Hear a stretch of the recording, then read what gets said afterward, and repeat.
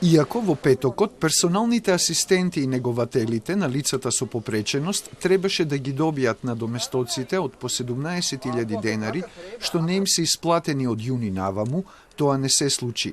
Па од коалицијата Менуваме, која ги застапува правата на хендикепираните граѓани, велат дека биле излажани од Министерството за социјална политика, демографија и млади и најавија протест на 15. октомври.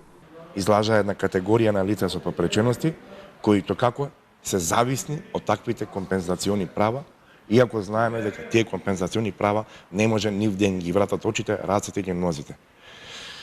Почитувани, денеска сме овдека да објавиме протест на нашите стекнати права да ги сачуваме.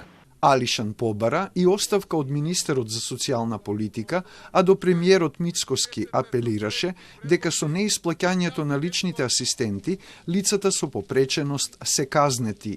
Господине Мицко, имавте вие, се сеќавам, горда Македонија слоган. Твоја Македонија, ама јас ќе го заокружам, тоа е горка Македонија. Провајдер на услугата е Црвениот крст на Македонија. Оттаму бараат транспарентност за проблемот, зашто велат дека биле притиснати од лицата со попреченост околу исходот на ситуацијата.